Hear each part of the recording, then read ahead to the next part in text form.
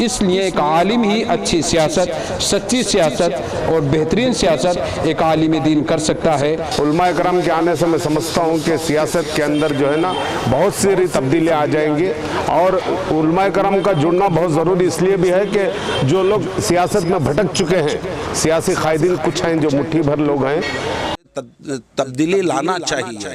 और इसमें जो है हमारे माशाअल्लाह उलमाए जो भी बड़े बड़े इकराम हैं उनको इसमें बेशक इन्वॉल्व होना चाहिए। ना हमारी कोई यूनिवर्सिटी बनाई, ना मुसलमानों को कोई बिजनेस का लोन दिए, ना कोई इंडस्ट्रियल लोन दिए, ना कोई तालीमी याफ्ता बनाए, हर तरीके से मुसलमानों को कमज़ोर किए। ये तो छुपा दुश्मन है, ये तो हर कोई मुसलमान बेहतर जानता है कि छुपा दुश्मन कौन है। मुसलमानों में इतनी काबिलियत भी तो होना चाहिए उनके हल्कों में।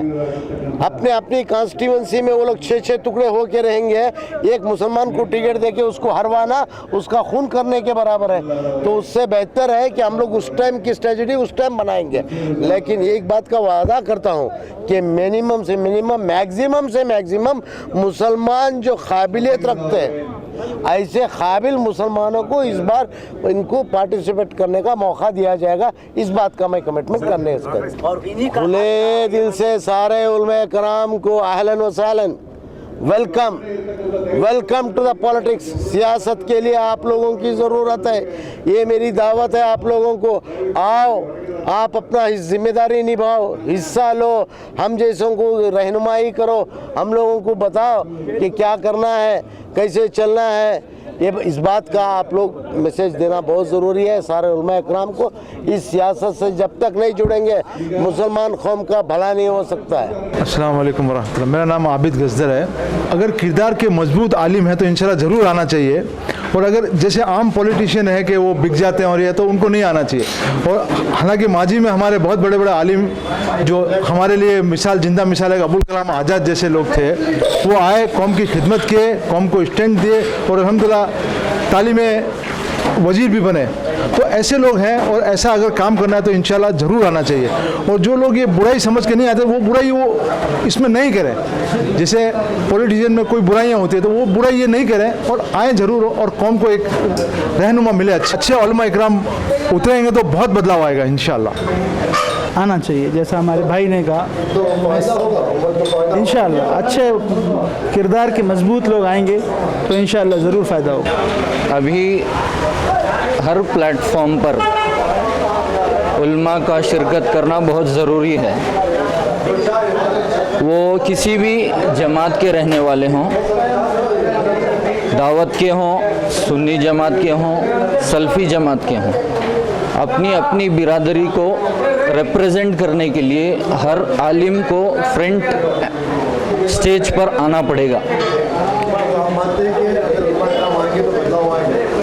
जी ज़रूर ब ज़रूर। और हमारी कम्युनिटी की हिफाजती भी उलमा के हाथ में ही है।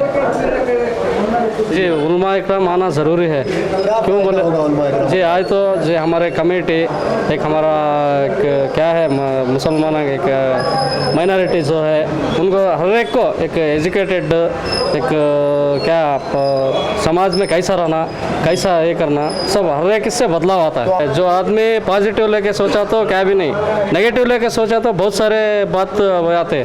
तो एक आदमी सोचता है मौल साहब नहीं आना, एक आदमी सोचता है अच्छा आदमी को ले लेकर आना, ऐसा नहीं।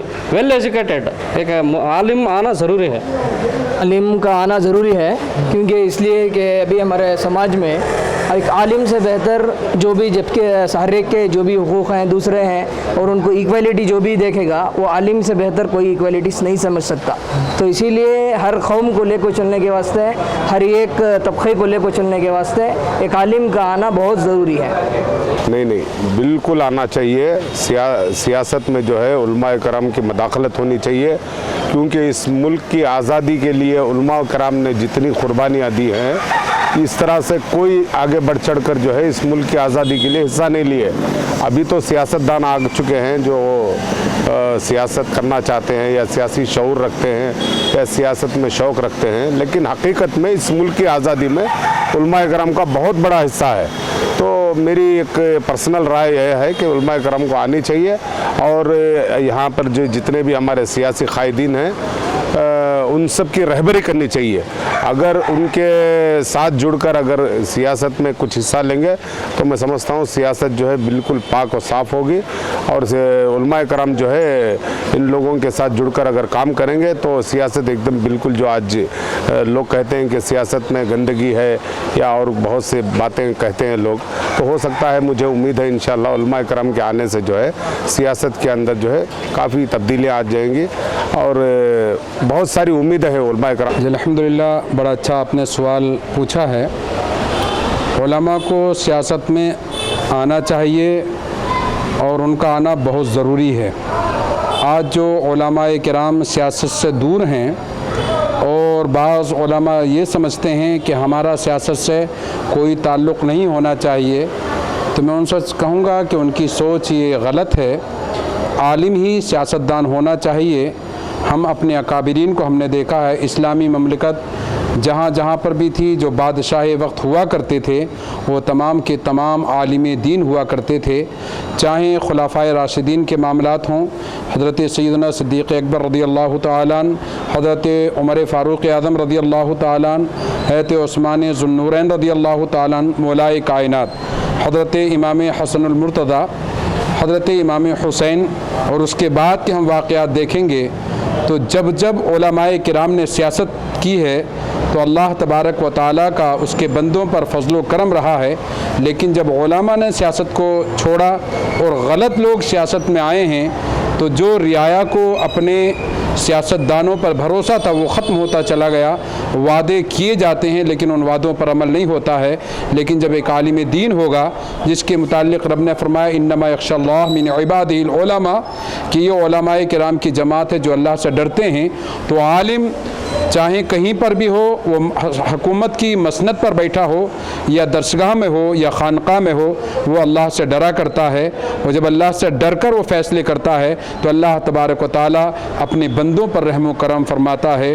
तो सियासत होनी चाहिए लेकिन झूठी नहीं, सच्ची सियासत होनी। सिर्फ मस्जिद व महराब की हद तक नहीं है।